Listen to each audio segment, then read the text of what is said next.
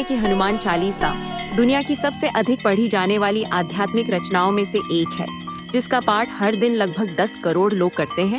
वाह, ये तो बहुत रोचक तथ्य है। और मैं सोच रहा हूँ कि इस रचना की इतनी लोकप्रियता का राज क्या है। देखिए, इसकी सबसे बड़ी विशेषता है इसकी सरलता।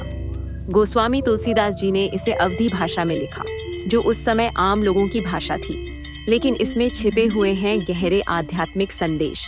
और यह भी दिलचस्प है कि यह रचना 16वीं सदी में लिखी गई, फिर भी आज के समय में भी उतनी ही प्रासंगिक। और इसकी शुरुआत में ही देखिए कैसे विनम्रता का संदेश है।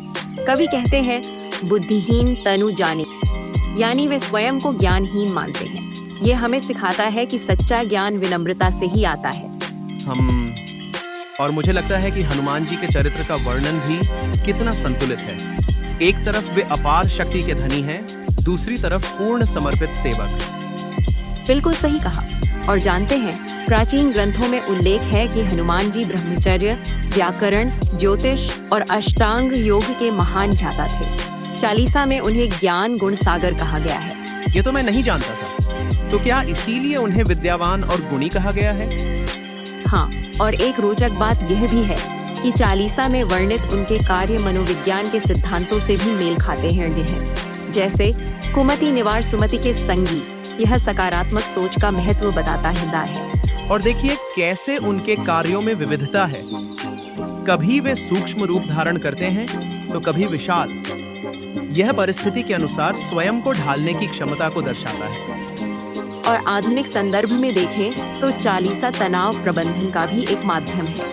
आज के वैज्ञानिक अध्ययन बताते हैं कि मंत्र जाप से मस्तिष्क में सेरोटोनिन का स्तर बढ़ता है, जो तनाव को कम करता है। यह तो बहुत दिलचस्प जानकारी है। तो क्या यही कारण है कि लोग संकट के समय हनुमान चालीसा का पाठ करते हैं? हाँ, और एक शोध के अनुसार नियमित मंत्र जाप से ध्यान केंद्रित करने की क्षमता बढ़ती है। चालीसा के 40 छंद इसी सिद्धांत पर आधारित हैं। प्राचीन ऋषियों को यह ज्ञान पहले से था। और मैं सोच रहा हूँ कि कैसे इसमें नेतृत्व के गुण भी छिपे हैं, जैसे सुग्रीव और विभीषण की मदद करना। यह समावेशी नेतृत्व का उदाहरण। बिल्कुल। और आज के कॉर्पोरेट जगत में भी ये मूल्य उतने ही प्रासंगिक हैं। टीम वर्क, समर्पण, विनम्रता और लक्ष्य के प्रति दृढ़ता, ये सभी गुण सफलता के लिए आवश्यक हैं। तो क्या हम कह सकते हैं कि हनुमान चालीसा एक जीवन दर्शन है?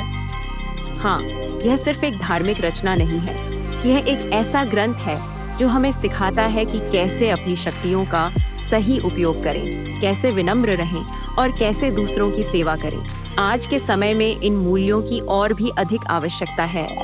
और शायद इसीलिए यह रचना सदियों से लोगों को प्रेरित करती आ रही। बिल्कुल सही कहा।